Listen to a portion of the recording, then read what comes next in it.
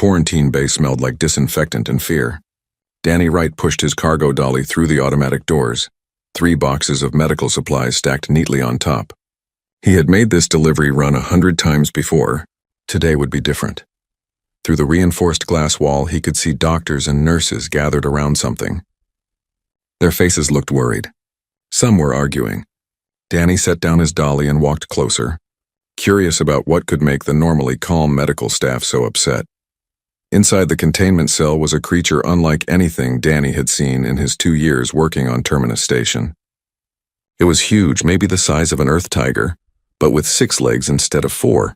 Scales covered its body in patterns of deep blue and silver. The creature thrashed against the walls, making sounds that were part growl and part something else. Something that sounded almost like crying. "Sign here, please." A nurse handed Danny a data pad without looking at him. Her eyes stayed on the creature. Danny signed quickly. "What is that thing?" "A Ravix," the nurse said. Her voice was tight. "From Virgos, one of the worst death worlds in the galaxy. That thing could tear through steel if it wanted to." "What happened to it?" "Radiation poisoning. Broken bones. Internal bleeding. It was hiding in a cargo ship that had a reactor leak. The crew found it 3 days ago." The nurse shook her head. "Poor thing is dying and we cannot do anything about it." Danny watched the creature more carefully now. It was not just thrashing randomly. Every time someone moved near the glass, the Ravix would lunge toward them, then pull back like it was in pain. Its movements were getting weaker. "Why cannot you treat it?" Danny asked. "Because it will kill anyone who gets close," a new voice said. Danny turned to see a tall alien with 8 arms and smooth purple skin. The name tag read Dr. Hilvan, Medical Director. "Ravix are apex predators. When they are hurt or scared, they attack. We tried sedatives. Nothing works on their biology. We tried remote treatment. It damages the equipment. We are out of options. So what happens now?" Dr. Hilvan looked sad. "Commander Ulith has ordered euthanasia. It is the mercy option. The creature is in pain and we cannot help it. Better a quick death than days of suffering." Danny turned back to the window. The Ravix had stopped thrashing. It lay in the corner of the cell, sides heaving with each breath. Its eyes were open, watching the medical staff with what Danny recognized immediately. He had seen that look before years ago back on Earth. Fear. Pure, simple fear. "It is scared," Danny said quietly. "Of course it is scared," Dr. Hilvan replied. "It is dying in a strange place, surrounded by creatures it does not know. But that does not change the situation. We cannot treat a patient that will kill us for trying. How long until the euthanasia?" 20 minutes. "We are preparing the gas now. It will be painless." Danny made a decision that surprised even himself. "Let me try." Dr. Hilvan's eyes widened. All 8 of his arms moved, and what Danny had learned was confusion. "Excuse me?" "Let me go in there. Give me 5 minutes with it before you do anything." "That is insane. You would die." "Maybe," Danny said, "but maybe not. I used to work with animals back on Earth, aggressive ones, scared ones. I know that look in its eyes. That is not a monster. That is just a terrified animal." "Ravix are not animals," Dr. Hilvan said firmly. "They are intelligent. They have language, culture, technology. They are people just like us." "Then they can feel fear just like us too," Danny replied. "And fear makes every intelligent being act the same way. Fight or flight. Right now that Ravix cannot fly, so it is fighting. But what if it did not have to do either?" A new alien approached. This one looked like a giant insect with multiple eyes and clicking mandibles. "Commander Ulith, I heard your request, human. The answer is no. I will not allow station personnel to commit suicide in my quarantine bay." "I am not asking to commit suicide," Danny said calmly. "I am asking for a chance to help. That creature is already dying. If I fail, you go ahead with your plan. If I succeed, you get to save a life. What do you have to lose?" Commander Ulith and Dr. Hilvan looked at each other. Some kind of silent conversation happened between them. Finally, the doctor spoke. 3 minutes, not 5. And we keep the euthanasia system ready. The moment it attacks you, we activate the gas." "Fair enough," Danny said. He started removing the safety equipment he wore for cargo handling. Just his normal work coveralls would do. "Wait," Dr. Hilvan said. "You need protective armor, weapons, something." "No," Danny said. "If I go in there looking like a threat, I become a threat. I go in as I am, or I do not go in at all." The medical staff thought he was crazy. Danny could see it in their faces. But they opened the containment cell door anyway. Maybe they were curious. Maybe they just wanted to see if humans really were as reckless as the story said. Danny stepped inside. The door sealed behind him with a hiss. The Ravix raised its head. Its eyes locked onto Danny. A low rumble came from deep in its chest. Warning. Threat. Stay back. Danny did not stay back, but he did not rush forward either. He moved slowly to the side, not making direct eye contact, keeping his body low and relaxed. He had done this dance before. With dogs that had been beaten, with cats that had been abandoned, with horses that had been abused. Trust started with showing you were not a threat. Easy, Danny said softly. His voice was calm, steady, like he was discussing the weather. I know you are scared. I know everything hurts. I know you want everyone to go away and leave you alone. The Ravix tensed. Its muscles bunched like it was preparing to spring. Outside the cell, Danny heard someone gasp. Danny sat down on the floor. Right there, within lunging distance of a creature that could tear him apart. He crossed his legs and rested his hands on his knees. Non-threatening. Patient. Calm. I had a dog once. Danny continued talking, his voice never changing tone. His name was Rusty. Somebody hurt him real bad before I got him. First time I tried to pet him, he bit me, drew blood. Everyone said I should get rid of him. Said he was too dangerous, too damaged. The Ravix was listening. Danny could tell. Its eyes never left him, but the rumbling had stopped. But I knew something they did not know. Rusty was not mean. He was scared. And scared creatures just need one thing. They need to know they are safe.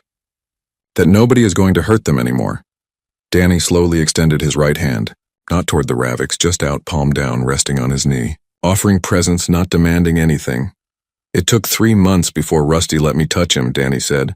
3 months of me just sitting near him, talking to him, showing him every single day that I was not going to hurt him. And you know what happened after those 3 months? The Ravix tilted its head slightly, a gesture of curiosity. He became the best friend I ever had. Loyal, loving, protective. All that anger and fear went away once he understood he was safe. Once he understood that not every creature was going to hurt him. Outside, Danny heard Dr. Hilvin say something about time running out. Commander Ulith responded that they would give it 1 more minute. Danny kept his eyes soft, his posture relaxed.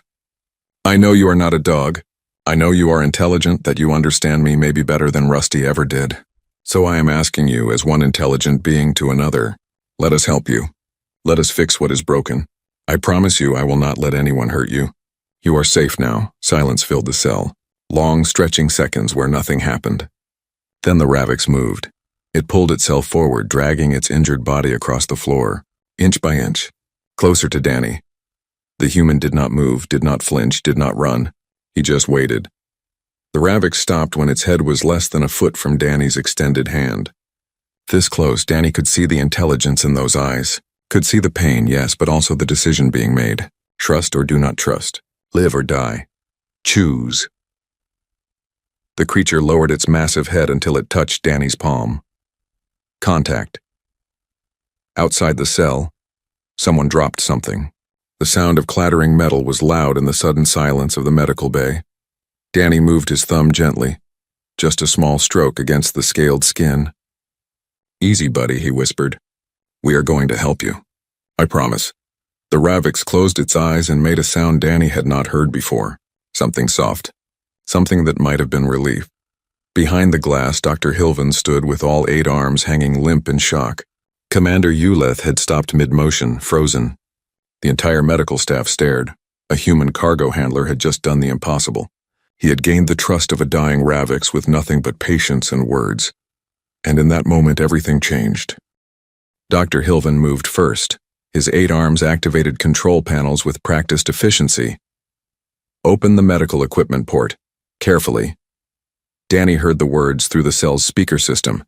He did not move his hand from where it rested against the Ravix's head. The creature had not attacked, had not even growled. It just breathed slowly, eyes still closed, like this small moment of gentle contact was the first peace it had known in days. What are you planning? Commander Uleth's voice was sharp with concern. If the human can keep it calm, we can treat it, Dr. Hilvin replied. He was already pulling equipment toward the cell. We need to move quickly before it changes its mind.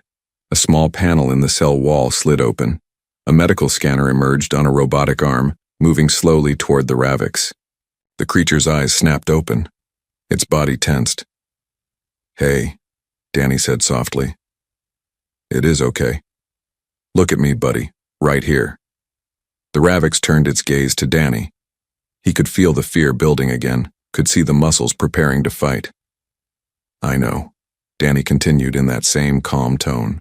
"Something strange is happening. Something you do not understand, but I am still here. I am not leaving, and nothing is going to hurt you." The scanner touched the Ravix's side.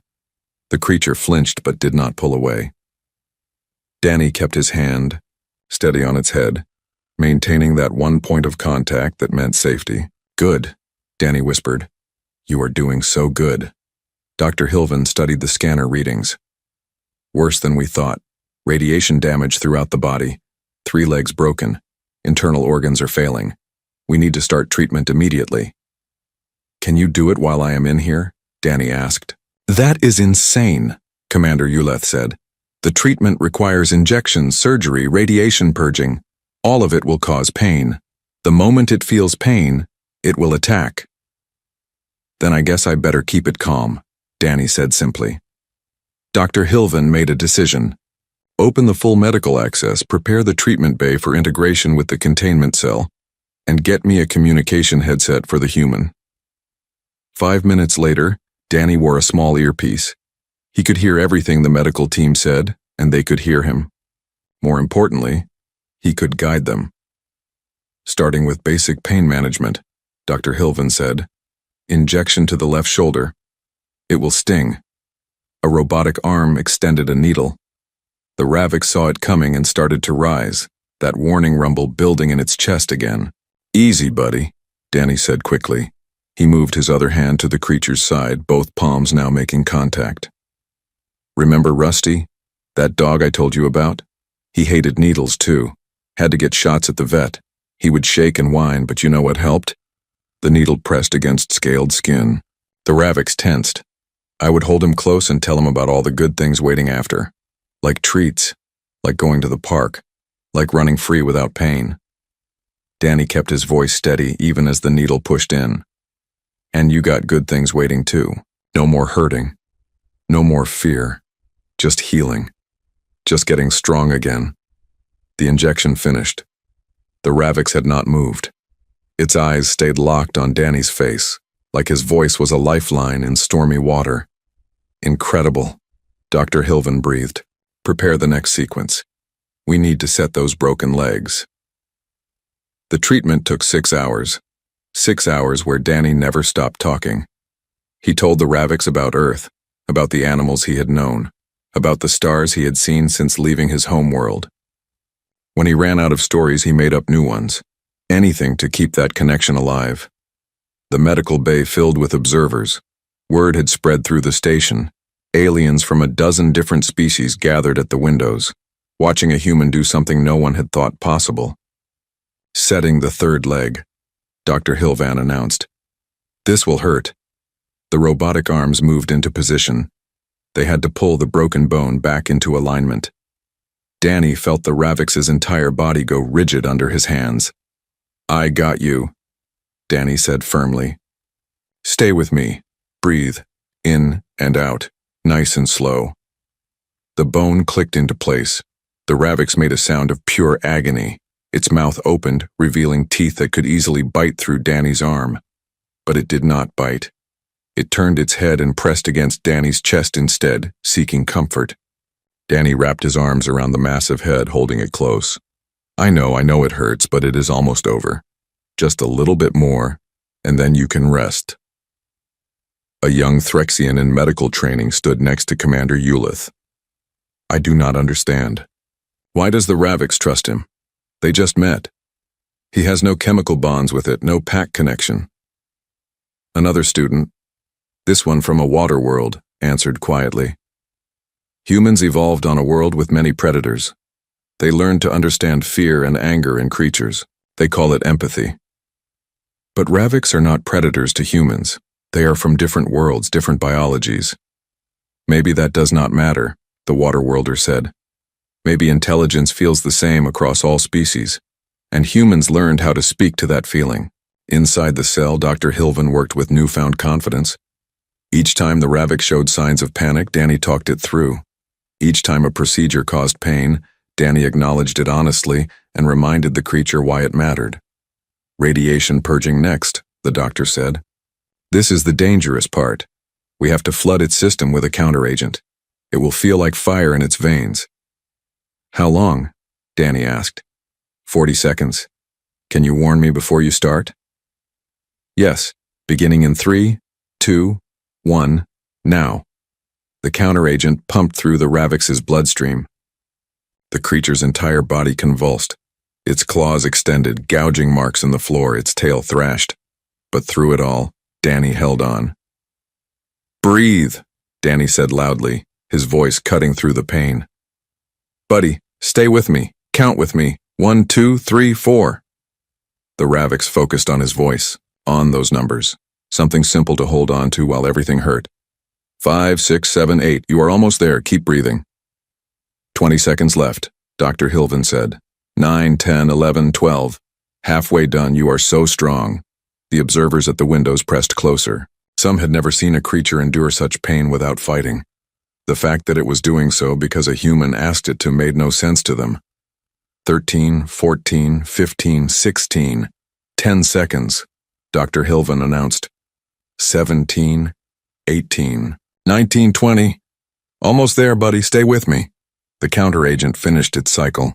The Ravik's went limp, gasping for air. Danny did not let go. He kept his arms around the creature's head, kept his presence constant. You did it, Danny said softly. You made it through. The worst is over now. Dr. Hilvan stepped back from his controls. That should have killed it. The pain alone should have caused the heart to stop. But it stayed conscious the entire time. Because it wanted to, Commander Uleth said slowly. It chose to endure because the human asked it to. That is not animal behavior. That is trust. The treatment continued for 2 more hours, stabilizing organs, repairing tissue, ensuring the radiation was truly gone. Through it all, Danny stayed by the Ravik's side. His legs went numb from sitting in one position. His throat grew hoarse from talking, but he never stopped. Finally, Dr. Hilvan spoke the words everyone had been waiting for. Treatment is complete. The Ravik's will survive. Full recovery projected in 5 to 7 days. Cheers erupted in the medical bay. Aliens from different worlds celebrated together. They had witnessed something unprecedented, but in the cell Danny barely heard them. He was too focused on the creature in front of him. The Ravik's looked better already. Its breathing was easier. Its eyes were clearer. It gazed at Danny with something that looked almost like gratitude. You are going to be okay, Danny whispered. I told you. Nothing was going to hurt you. Commander Uleth's voice came through the earpiece. Mr. Wright, you have a cargo shift starting in 2 hours. I assume you will want to go rest and prepare for your duties. Danny looked at Buddy. Then he looked at the cell door, then back at Buddy. Actually, Commander, I'm going to need to request personal leave. I need to stay with Buddy until it is stable. That could be days. I know. The Ravik's does not need you anymore. We can monitor it from here. Danny gently stroked the scaled head one more time. Buddy leaned into the touch, making that soft sound again. With respect, Commander, I think it does need me. And I need to see this through. Silence on the communication line. Then Commander Uleth sighed. Request approved. Dr. Hilvan set up a cot in the observation area. It seems our cargo supervisor is now our xenobiological consultant. Understood, Dr. Hilvan said. Then, quietly, just for Danny to hear, he added, Thank you, Mr. Wright. You showed me something today. Medicine is not just about treating bodies, it is about understanding the person inside that body. Danny smiled tiredly. My mom was a nurse. She used to say the same thing. As medical staff brought in a cot and supplies, Danny finally allowed himself to relax slightly. Buddy was going to live. That was what mattered. He had not been sure it would work, had not been certain his instincts were right. But they were. Humans knew how to talk to fear. They knew how to build trust. And sometimes that was more powerful than any medicine. 3 days passed. Danny kept his promise and stayed by Buddy's side, leaving only for bathroom breaks and quick showers. The cot in the observation area became his home. The medical bay staff brought him food. Some brought questions too. Buddy healed fast. The radiation damage reversed. The broken legs knit together with the help of advanced medicine. By the 3rd day, the Ravix could stand again, could walk slowly around the cell. Strength returned to its body. But something else changed too. Something the medical staff found more interesting than the physical healing. Buddy had become possessive of Danny. "Watch this," Dr. Hilvan said to a group of medical students. He approached the cell with a food container. Buddy immediately moved between the doctor and Danny, a low warning rumble vibrating through the air. "Buddy, no," Danny said from his cot. "Dr. Hilvan is a friend." The Ravix looked back at Danny, then at the doctor, then back at Danny. Slowly it moved aside, but its eyes never left Dr. Hilvan. "This is unprecedented," one of the students said. "Ravix are solitary creatures.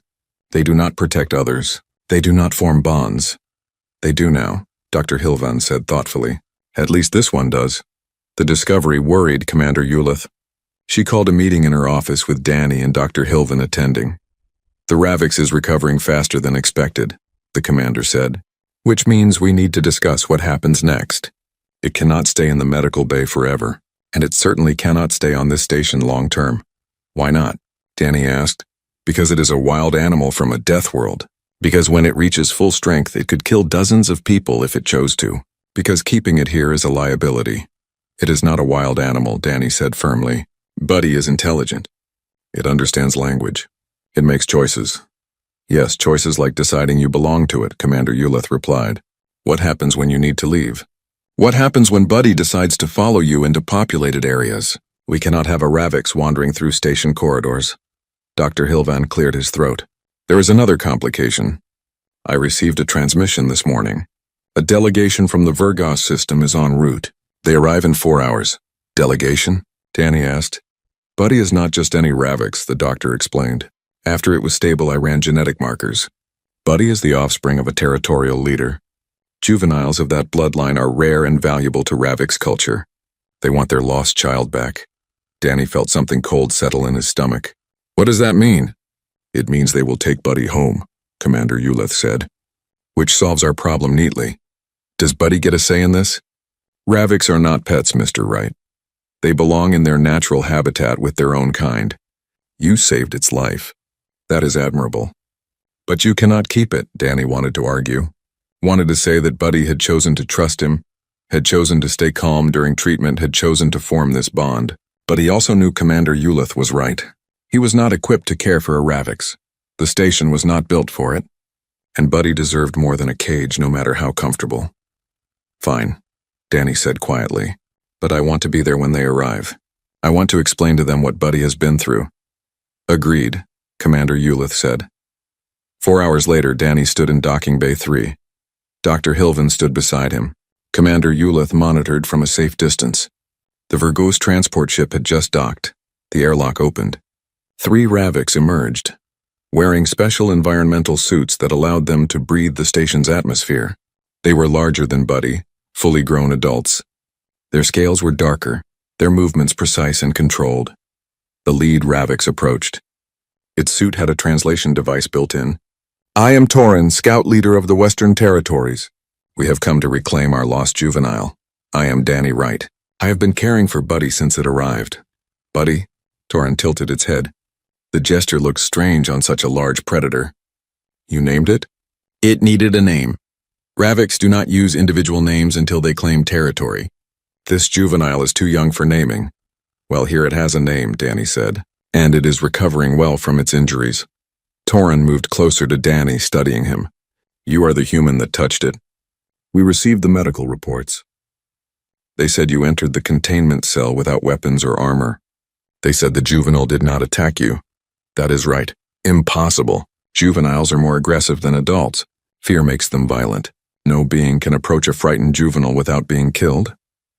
I approached it, Danny said simply. Torin looked at Dr. Hilvin. Is there some chemical explanation? Did you drug the juvenile? Use pheromones? Technology? No, Dr. Hilvin said. The human used only his voice and patience. We have documented everything. The juvenile chose to trust him. Chose? Torin's voice held disbelief. Revics do not choose trust.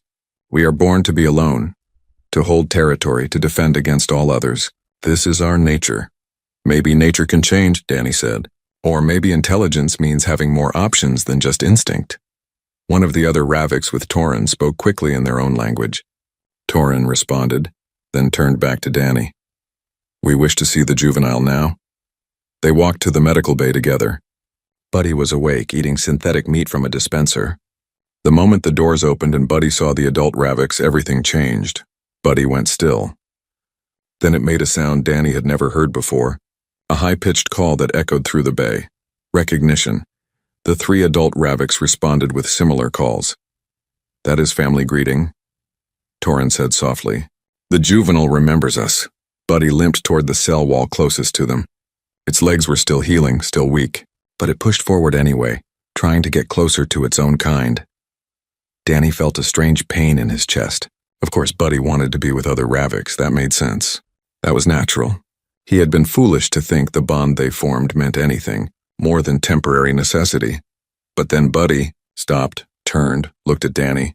The Raviks made a different, sound lower questioning. It looked at Danny, then at Torin, then back at Danny. What is it doing? Torin asked. I think it is confused, Dr. Hilvin said. It recognizes you as family, but it has bonded with Danny. It does not know which way to go. That is not possible, Torin said flatly. Raviks do not bond with other species. We barely bond with our own. Watch, Dr. Hilvin said. He opened the cell door. Buddy walked out slowly. The first time it had been free to move beyond the cell in days. It approached the adult Raviks first, drawn by instinct and genetics. Torin reached out one clawed hand carefully. Buddy touched it briefly. Family recognition. Acknowledgement. But then the juvenile pulled back and walked toward Danny instead. It stopped right in front of the human and lowered its head, pressing against Danny's chest. The same gesture it had done dozens of times over the past 3 days. Seeking comfort. Offering trust. Danny put his hand on Buddy's head automatically. Hey there, Buddy. You okay? Buddy made that soft sound again, contentment. Torin stood frozen. The other 2 Raviks with him had gone completely still. This should not be possible, Torin said again, but his voice had changed. Less certain. More curious. I think the word you are looking for is should not is not, Danny said. Because it clearly is possible. Buddy chose this. Chose to trust. Chose to form a bond. How? Torin asked. The question sounded genuine now, not challenging. Danny thought about it. About all the hours spent talking to Buddy. About the patience required. About the moment when fear became trust. I treated it with respect, he finally said. I acknowledged its fear instead of ignoring it. I showed it that not every creature was a threat. And I let it decide if it wanted to trust me or not. I did not force anything. You offered choice, Torin said slowly. Yes. And the juvenile chose you over its own kind. No, Danny said. Look at how Buddy reacted to you. It was happy to see you. It recognized family, but it also recognized me. Buddy is not choosing one or the other. It is choosing both. It is saying that bonds can exist across species if both sides are willing. Torin moved closer. He studied Danny carefully, then looked at Buddy. On Vergas we have a saying. The strongest Raviks is the one who needs no one. Solitude is strength. On Earth we have a different saying, Danny replied. Strength is not about being alone. It is about knowing when to trust others, and having people trust you in return. 2 very different philosophies, Torin observed. Yes, but maybe both can be true. Maybe Buddy is creating a new philosophy, one where Raviks do not have to be alone if they do not want to be. The medical bay was silent. Everyone present understood they were witnessing something important. A moment where cultures collided and created something new. Torin finally spoke. The juvenile cannot return to Vergos if it has bonded with you. It would be considered broken, damaged. It would be rejected by other Raviks. Danny felt his heart sink. So what happens? We have a proposal. Torin said. But it requires something unprecedented. A choice must be made, and it must be made by the juvenile itself, not by us. He paused. We want to conduct a test. Tomorrow we will take Buddy to neutral ground. You will stand on one side. I will stand on the other. Buddy will be released between us. Whichever way it goes, that will be its future. If it comes to me, we take it home. If it comes to you, then you must take responsibility for its life. And if I cannot care for it properly? Danny asked. Then you should not stand on that field tomorrow, Torin said bluntly. This is not a game. This is a life. A Ravik's life that could span 200 years. If you offer yourself as its chosen companion, you accept all that comes with that. Danny looked down at Buddy. The Raviks looked back with intelligent eyes. Eyes that had seen pain and fear and had chosen to trust anyway. Tomorrow then, Danny said. Let Buddy choose. The neutral zone was a barren moon orbiting between human and Vergas territory. No atmosphere, no life, just gray rock and distant stars. They had set up a temporary environmental dome for the test. Inside, air pumps hummed and lights glowed bright. Danny stood on one end of the open space. His hands shook slightly, but he kept them at his sides. Across from him, maybe 50 meters away, Torin stood waiting. The adult Raviks looked massive and powerful, everything a member of his species should be. Between them was empty ground. And in the center, held by a magnetic restraint field, was Buddy. The rules are simple, Commander Eulith announced through speakers. She watched from the observation shuttle above, along with Dr. Hilvin and dozens of others who had heard about this unprecedented event. When we deactivate the field, Buddy will be free to move. Neither Mr. Wright nor Scout Leader Torin may move toward Buddy. Buddy must make the choice alone. Danny glanced at the crowd gathered in the shuttle. Word had spread fast across the station and beyond. Aliens from 20 different species had come to witness this moment. Some placed bets on the outcome. Others just wanted to see if a Raviks could truly choose companionship over solitude. There was even a human diplomat present, a woman named Grace Okafor who had traveled from the nearest human colony. She had pulled Danny aside before they left the station. Do you understand what you are doing? She had asked. If Buddy chooses you, this will change everything. It will prove that humans can form bonds with species others think are impossible. But it also means you are responsible for Buddy's life. Forever. I know, Danny had said. And you are willing to accept that? Buddy did not give up on me during treatment. I am not giving up on Buddy now. Grace had smiled at that. You are either very brave or very foolish. Maybe both. Now, standing in the dome with the moment finally here, Danny wondered if she was right. What was he doing? He was a cargo handler. He had no training for this. No equipment. No plan beyond doing his best. But then he remembered Buddy's eyes during those first moments in the cell. Remembered the fear. Remembered the decision to trust. If Buddy could be brave enough to trust, Danny could be brave enough to stand here. Deactivating restraint field in 3, 2, 1, Commander Eulith said. Now the field vanished. Buddy stood free for the first time since arriving on the moon. The Raviks looked left toward Torin, then right toward Danny, its head tilted, processing the situation, understanding the choice being offered. Torin began making sounds in the Raviks language. Danny could not understand the words, but he understood the tone. Calling. Welcoming. Come home. Danny did not make sounds. He just stood there, hand extended slightly, palm down, the same gesture from their first meeting, offering, not demanding. Buddy took a step toward Torin. Danny's heart clenched, but he stayed still. This had to be Buddy's choice. If the Raviks wanted to be with its own kind, that was okay. That was natural. Danny would be sad, but he would understand. The juvenile moved closer to Torin, within 10 meters now. The adult Raviks lowered himself to the ground, making himself less threatening. Another call in their language. Almost there. Just a little closer. Buddy stopped. Turned its head back toward Danny. The human had not moved. Had not called out. Had not tried to convince or plead. He just stood there, patient and calm, exactly like he had been in the cell. The Raviks made a soft sound. Then louder. Then it turned around completely and started walking toward Danny instead. Torin called out again, urgency in his voice now. But Buddy did not stop, did not look back. The juvenile picked up speed, moving faster, then running despite legs that were still healing. Buddy crashed into Danny with enough force to knock him back a step. The Ravix pressed its head against Danny's chest, making that contentment sound over and over. Danny wrapped his arms around the massive head and held tight. "I got you, buddy," he whispered. "I got you." In the observation shuttle, silence. Then someone started clapping. Then another. Soon the entire shuttle erupted in noise. Cheers, clicks, whistles. Every species making their sound of celebration. Grace Okafor spoke into her recorder. Historic moment. A Ravix juvenile has chosen cross-species bonding over returning to its homeworld. This will change interspecies relations across the galaxy. Torin walked across the dome slowly. He stopped a few meters from Danny and Buddy. For a long moment he just stared. Then he spoke. "I do not understand this. I have lived for 90 years. I have seen battle, territory wars, the rise and fall of leaders. But I have never seen a Ravix choose another species over their own." "Maybe it is not about species," Danny said.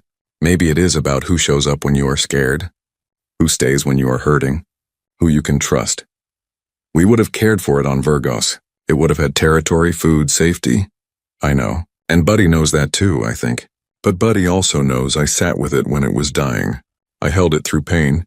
I promised it would be safe, and I kept that promise. That kind of memory does not go away just because time passes." Torin was quiet. "Then, you will have to leave this station eventually. Your kind travels between stars. What happens to the juvenile then?" "Then Buddy comes with me," Danny said. "Wherever I go, Buddy goes. That is what choosing each other means. And when you die, humans live such short lives. The juvenile will outlive you by 150 years. Danny had not thought about that. The realization hit him hard. Buddy would be alone again one day, long after Danny was gone. But Torin continued. "Which means you must teach it how to trust others as well.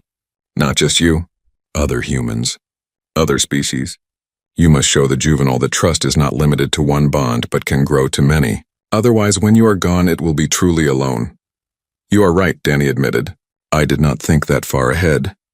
"Then perhaps you need help," Torin said. "Ravix do not form packs, but we do understand mentorship.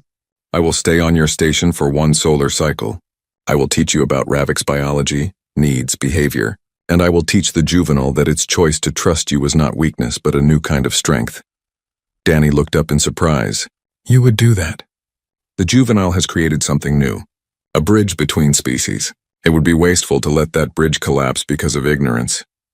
Torin paused. "And perhaps there is something to learn from humans. This ability to extend trust to creatures that should be enemies. It is strange, but it is also powerful." Commander Ulith's voice came through the speakers. "Scout Leader Torin, we would be honored to host you on Terminus Station for as long as you wish to stay." "Accepted," Torin replied. Then he looked directly at Danny. "But understand this, human. If you betray the juvenile's trust, if you harm it or abandon it, I will know. And I will come for you. Ravix protect their own, even the strange ones." "Fair enough," Danny said. "I would expect nothing less." They returned to the station together. The shuttle ride back was full of excited chatter. Everyone wanted to talk to Danny, to ask questions, to understand how he did it. But Danny was not paying attention to them. He was thinking about what Torin said, about Buddy outliving him, about the responsibility he had just accepted. It was overwhelming when he really considered it. Buddy must have sensed his mood because the Ravix pressed closer against him in the shuttle, offering comfort the same way Danny had offered it in the cell. Role reversal. The scared creature now helping the worried human. "We will figure it out together," Danny whispered to Buddy. "One day at a time." When they landed, they found the docking bay filled with station personnel. Word had spread fast. Everyone wanted to see the human and the Ravix who had chosen each other. Grace Okafor pushed through the crowd to reach Danny. "I've been on the communication network with Earth. Your story is spreading fast. People want to know more. They want to understand how you did this." "I just treated Buddy with respect," Danny said tiredly. "That is all?" "No," Grace said. "You did something more. You showed an entire galaxy that humans have a gift. We can see fear and pain in others, even when those others are completely different from us. We can offer trust even when it is dangerous, and we can form bonds that should not be possible." She smiled. "You are going to be famous, Danny, right? The human who befriended a Ravix. I do not want to be famous. I just want to make sure Buddy is okay." "I know. Which is exactly why this matters so much. You did not do this for glory or politics. You did it because it was right. Because a creature was suffering and you could help. Grace put a hand on his shoulder. That is humanity at its best. And the galaxy needs to see that. Dr. Hilvan approached with a data pad. I have prepared quarters for you and Buddy. Custom built to accommodate Ravik's needs but with space for human habitation as well. You will be sharing a living space now. Thank you, Doctor. Also, Commander Ulith has approved a new position for you. Xenobiological Relations Specialist. Your job will be to help other species understand how humans interact with creatures they think are impossible to approach. Starting salary is triple what you made in cargo. Danny blinked. I am not qualified for that. You just convinced a Ravix to choose you over its own species. I would say you are very qualified. Dr. Hilvan smiled. Besides, we need someone who can think differently about interspecies relations. Someone who sees possibility instead of limitation. As they walked toward the new quarters, Danny felt the weight of everything settling on him. His life had just changed completely. No more simple cargo runs. No more quiet anonymity. He was responsible for Buddy now. Responsible for proving that this bond could work.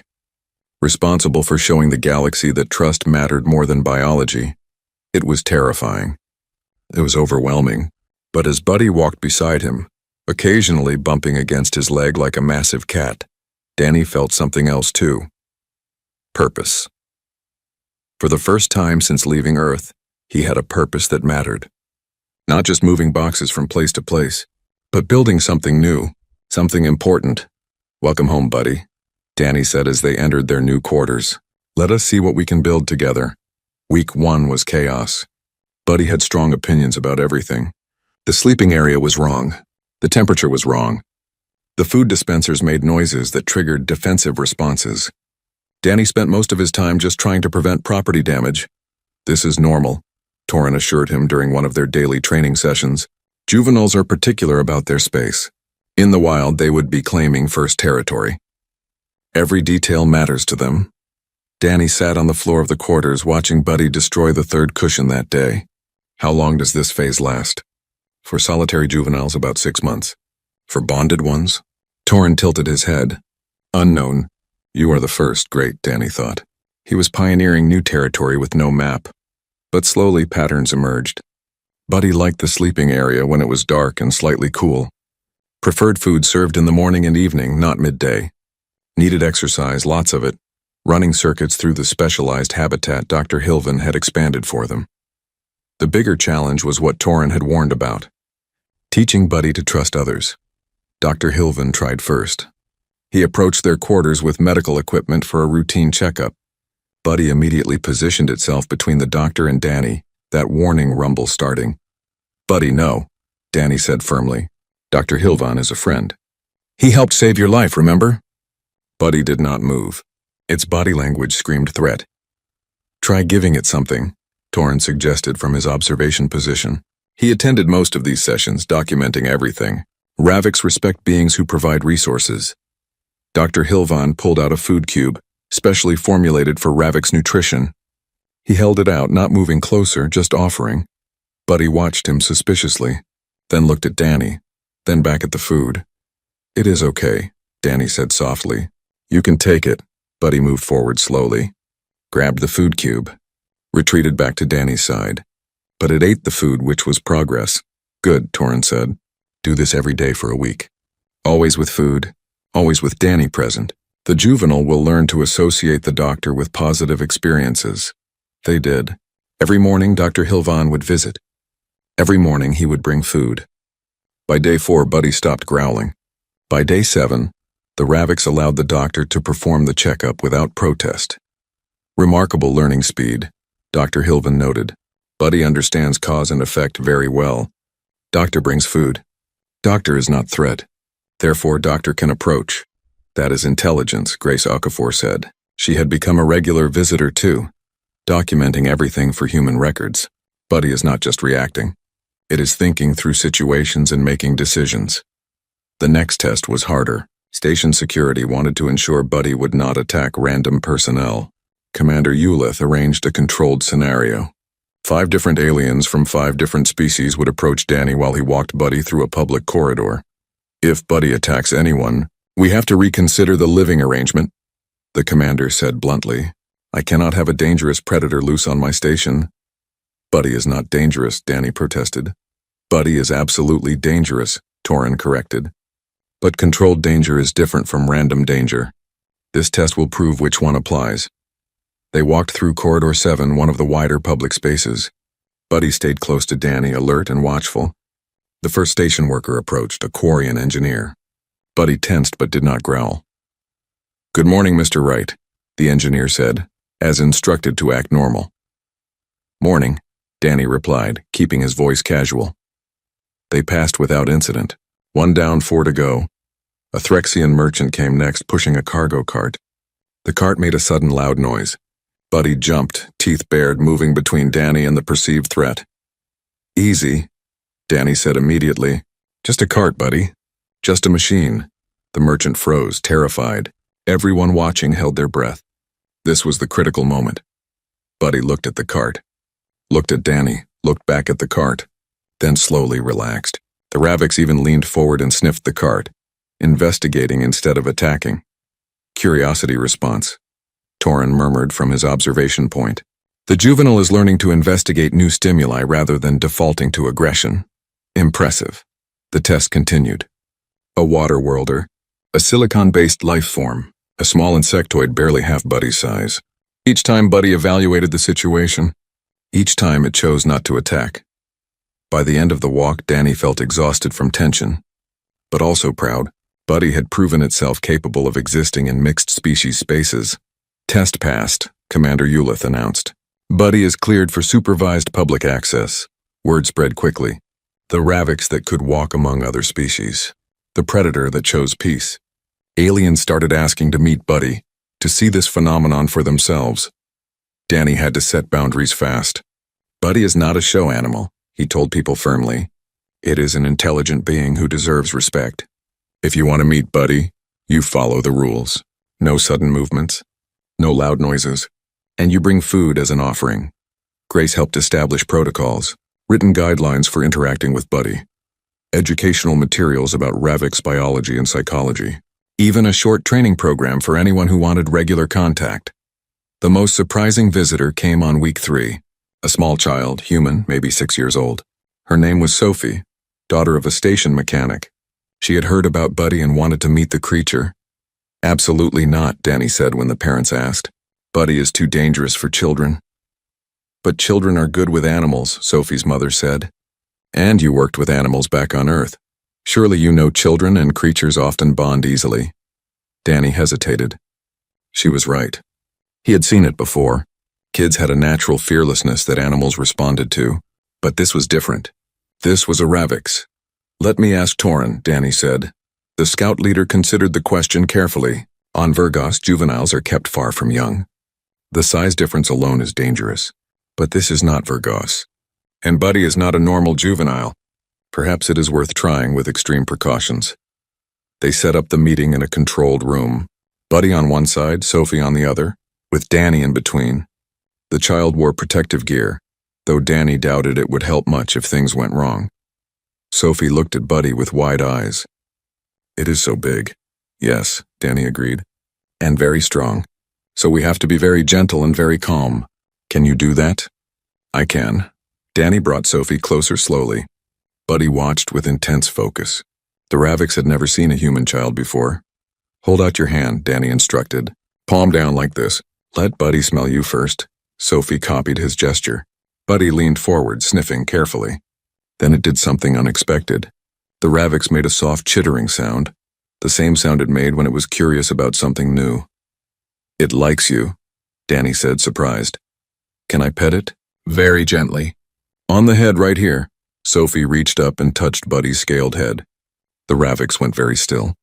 Then it lowered itself down to the child's level, making it easier for her to reach. Torin made a strangled sound. That is protective posturing.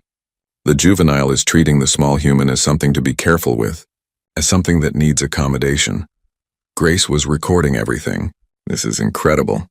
Buddy recognizes the child as vulnerable and is adjusting its behavior accordingly.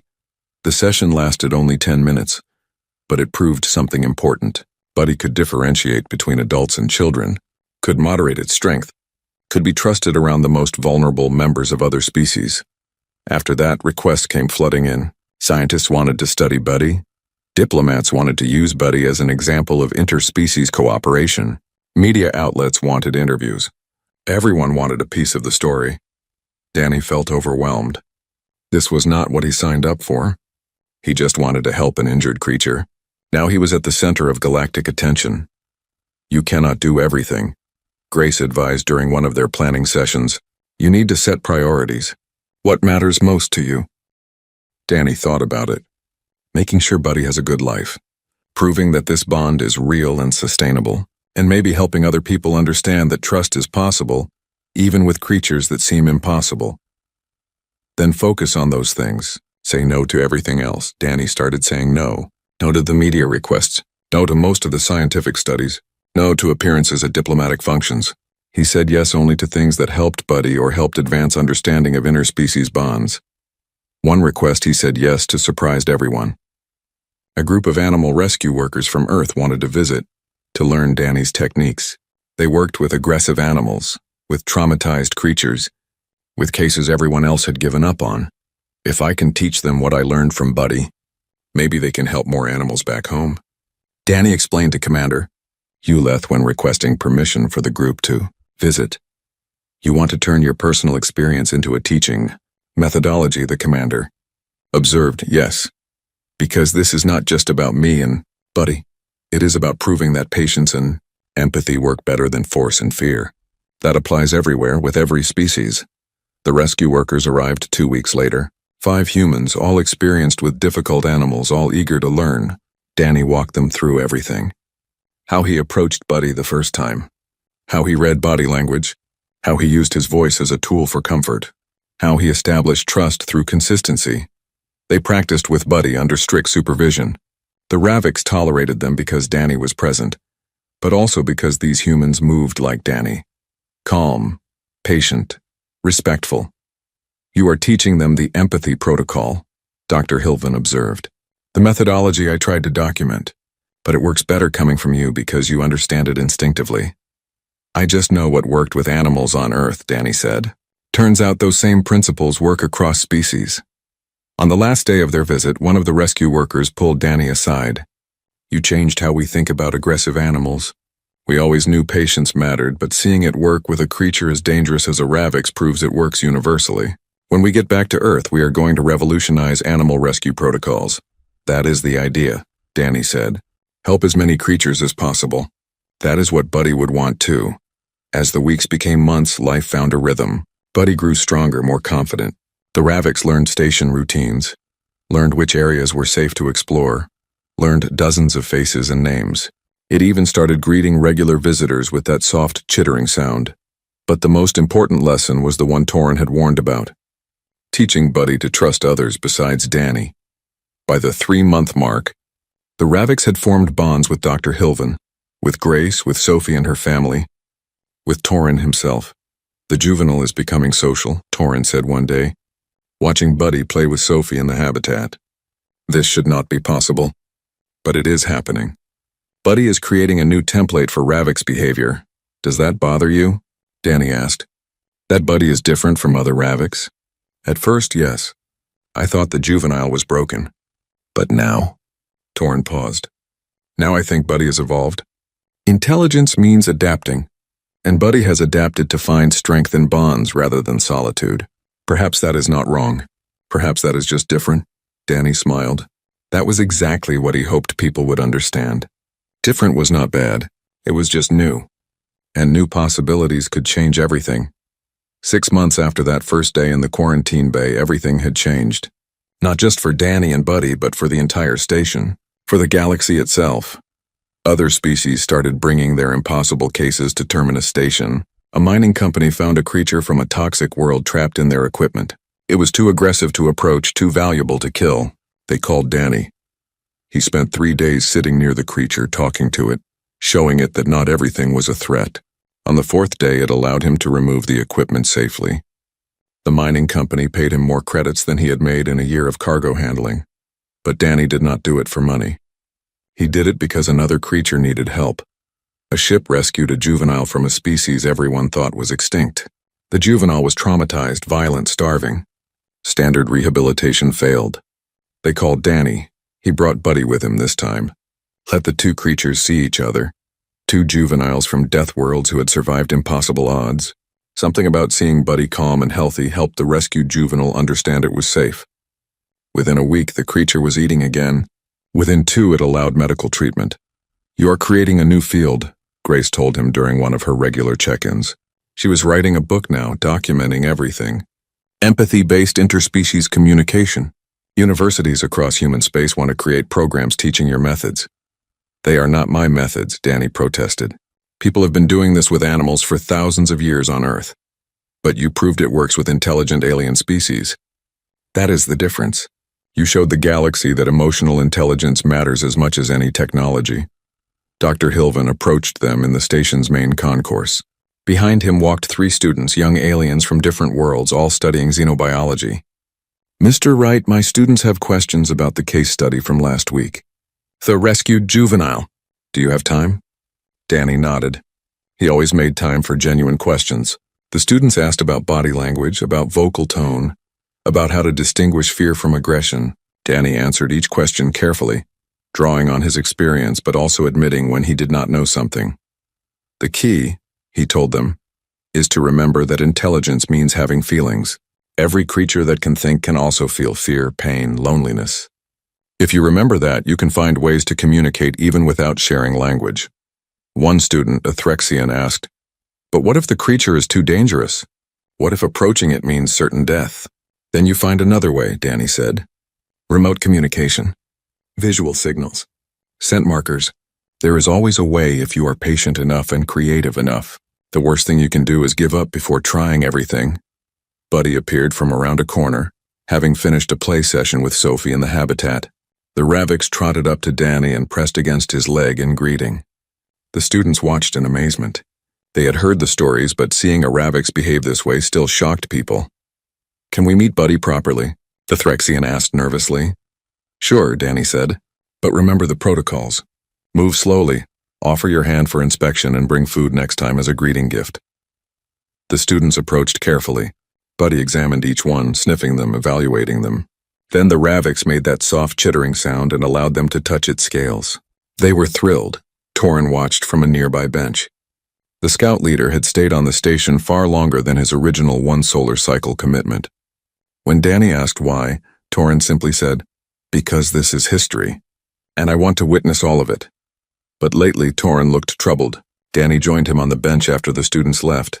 "Something wrong?" Danny asked. "News from Virgos," Torin said heavily. "Other juveniles have started displaying similar behaviors to Buddy, seeking out companionship, forming bonds. It is causing cultural upheaval. Is that bad?" "For traditionalists, yes. They believe Buddy has contaminated Ravix nature itself, that the juvenile's choice has somehow infected our species with weakness." Danny felt cold. "Are they threatening Buddy?" "No, but they are threatening the idea of Buddy. They want to prove that what happened here was an aberration, not evolution. They want all Ravix to remain solitary and isolated. But you said other juveniles are changing too. That means Buddy is not an aberration. It means your species is capable of more than you thought. I know that. You know that. But try telling that to leaders who have built their entire power structure on the idea of solitary strength." Torin sighed. "There will be debates, councils, possibly challenges to current territory holders. Change is never smooth. What will happen to the juveniles who want to form bonds? That depends on how the debates go. Best case, we acknowledge that Ravix have options now, that some can choose solitude and some can choose companionship. Worst case, those juveniles are exiled from Virgos for being different." "That is not fair," Danny said angrily. "No, but it is reality." Torin looked at Buddy, who was now greeting other station personnel as they passed. "The juvenile changed something fundamental about how we see ourselves. That kind of change always faces resistance." That night, Danny could not sleep. He sat in the living quarters watching Buddy rest in the sleeping area. The Ravix breathed slowly, peacefully, having no idea that its simple choice to trust had caused ripples across entire civilizations. Grace found him there in the morning. "You look terrible." Torin told me about Vergas.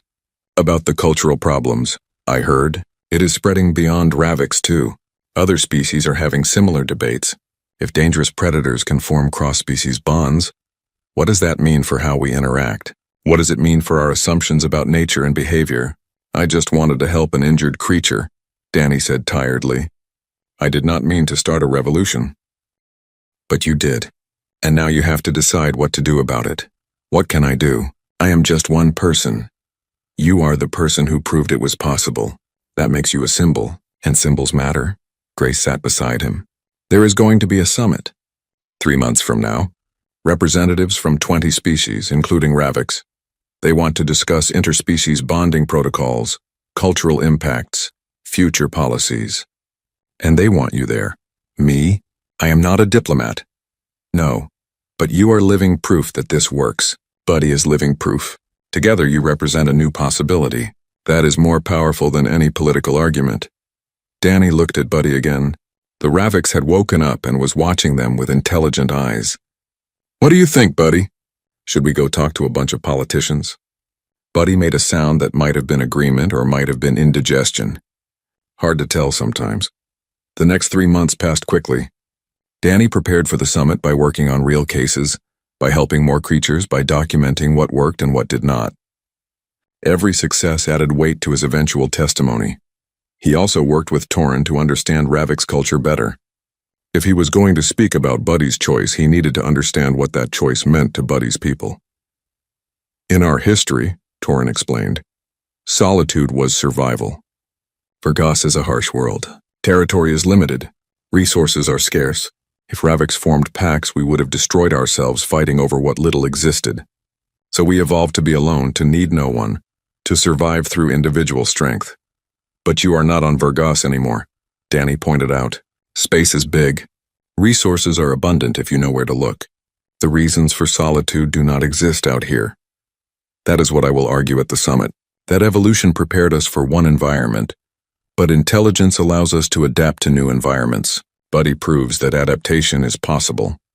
The summit was held on a neutral station, larger than Terminus, designed specifically for diplomatic events. Danny arrived with Buddy, Torin, Grace, and Dr. Hilvin.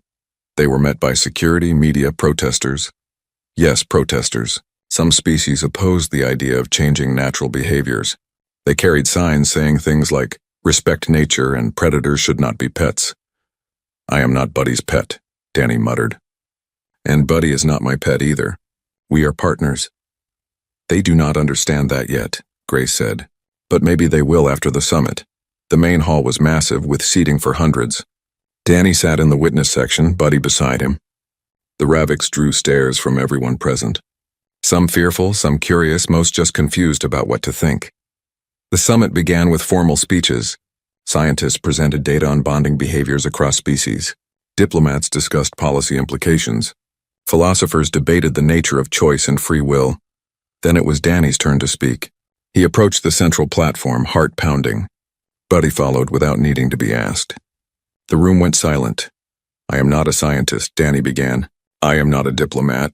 I am just a guy who did not want to watch a creature die scared and alone. That is all I was thinking about 6 months ago when I entered that containment cell. Help this creature. Show it that someone cares. He paused, collecting his thoughts. But I learned something from Buddy. I learned that trust is not about biology or evolution or cultural programming. It is about choice. Every intelligent being has the ability to choose trust over fear, cooperation over isolation, hope over despair. Buddy chose to trust me when every instinct said to fight, and I chose to be worthy of that trust. Danny put his hand on Buddy's head. The familiar gesture, repeated thousands of times now. People keep asking if this is natural. If we are going against what Buddy is supposed to be. But I think that is the wrong question. Intelligence means we are not locked into what we are supposed to be. We can become something new, something better. Buddy is not less Ravix because of our bond. Buddy is more adaptable, more resilient, more capable of surviving in a galaxy full of different species. He looked around the room, meeting eyes from dozens of different species. Earth has a history of forming bonds with creatures that should have been enemies. We walked alongside wolves and turned them into companions. We partnered with horses that could have crushed us. We worked with birds of prey that could have torn us apart. Not through force, not through domination, but through mutual respect and trust. That is humanity's real gift to the galaxy. Not our technology, not our weapons, but our understanding that trust can bridge any gap, cross any boundary, connect any two beings willing to try. Buddy proved that works beyond Earth, beyond humans. It works universally because the need for connection is universal. Danny's voice grew stronger. So do not ask if this is natural. Ask if this is possible. And the answer, standing right here beside me, is yes, it is possible. And if it is possible with a Ravix and a human, it is possible anywhere, with anyone. All we have to do is be brave enough to extend trust, and patient enough to let others choose to trust us back. He stepped down from the platform. The room erupted. Some applauded. Some argued. But everyone was talking, thinking, reconsidering their assumptions. The debates lasted 3 days. Arguments flew back and forth. Data was presented and challenged. Philosophies clashed, but slowly consensus emerged. Interspecies bonding would be recognized as valid, not required, not forced, but acknowledged as a choice that intelligent beings could make. Protocols would be established not to limit bonding, but to ensure it happened safely and ethically. Educational programs would teach the empathy protocols Danny had pioneered. For Ravix specifically, the decision came down to a vote among territorial leaders. Torin represented the progressive faction. After hours of debate, the vote passed by a narrow margin. Ravix would be allowed to choose solitude or companionship. Both paths would be considered valid. It is not perfect, Torin told Danny after the vote. There will still be Ravix who oppose this, who see bonded juveniles as traitors to our nature. But it is a start. It is acknowledgement that we can be more than what we were. The summit ended with a formal declaration, the Interspecies Bonding Accord. 20 species signed it, committing to recognize and support cross-species bonds formed through mutual choice and respect. Danny and Buddy were invited to sign as witnesses. Danny held the signing stylus while Buddy pressed one claw to the pad beside him. Their marks were recorded permanently in galactic history. They returned to Terminus Station as heroes. But Danny did not feel like a hero. He just felt tired and glad it was over, except it was not over. It was just beginning. Requests came flooding in. Other stations wanted to establish empathy-based programs. Military organizations wanted to learn the protocols for working with alien allies. Even the traditionalists who opposed the summit wanted to understand how Danny did what he did, if only to prevent it from happening again. Danny could not handle it alone anymore. So he did something he never expected to do. He started teaching classes, formal training programs on interspecies communication, emotional intelligence, trust-building techniques. Dr. Hilvin helped develop the curriculum. Grace helped with documentation. Torin taught the portions about reading body language across different species. The first class had 12 students. The second had 40. By the 6th month, they had a waiting list of 300 beings from across the galaxy, all wanting to learn. You created something lasting, Grace said, watching Danny teach a session about recognizing fear responses. A methodology that will outlive you. No matter what happens to you and Buddy, this knowledge will continue. That thought comforted Danny, because Torin had been right. Humans did not live long compared to Ravix.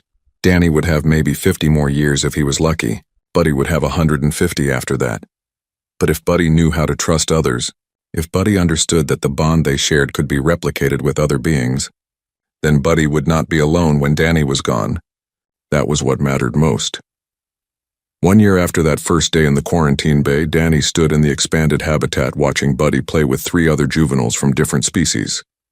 A rescued predator from a toxic world, an intelligent creature from an ice planet, a juvenile from a species no one had cataloged yet, all of them learning from Buddy how to exist peacefully with others. Sophie ran through the habitat laughing as the creatures gently chased her. She was older now, 7, and considered herself Buddy's official little sister. The Ravix was protective of her in ways that amazed everyone who witnessed it. "You did good," Torin said, standing beside Danny. "The juvenile is thriving. You are thriving. And the galaxy is better for it." "We did good," Danny corrected. "None of this would have worked without you teaching me about Ravix nature." Without Dr. Hilven's medical expertise, without Grace documenting everything, without Commander Ulith giving us space to try, It took all of us, true, but it started with you. With one human who saw a dying creature and decided that creature deserved better than fear and pain in its final moments. Everything else grew from that one choice. Danny watched Buddy for a long moment. The Ravix caught his gaze and made that familiar soft sound. Not the chittering of curiosity. Not the rumble of warning. But the sound that meant home, safety, family. "Hey, Buddy," Danny called out. "Come here." Buddy trotted over immediately, leaving the other juveniles to play with Sophie. The Ravix pressed against Danny's side and Danny wrapped an arm around the massive neck. "We made it," Danny whispered. "You and me. We proved it was possible. That trust works. That bonds matter. That different does not mean impossible." Buddy made that sound again. Agreement, maybe. Or just contentment at being near the human who had shown it that fear could become trust. That pain could become healing. That loneliness could become connection. They stood together in the habitat, surrounded by the life they had built together. Not perfect, sometimes messy, often challenging, but real, true, lasting. And across the galaxy, other creatures were learning the same lesson. That trust was stronger than fear. That patience was more powerful than force. That choosing connection over isolation was not weakness, but the bravest choice any intelligent being could make. All because one human saw a dying Ravix and decided to kneel down and whisper, "Easy, Buddy. You are safe now." Those 5 words changed everything, and they would echo across the stars for generations to come.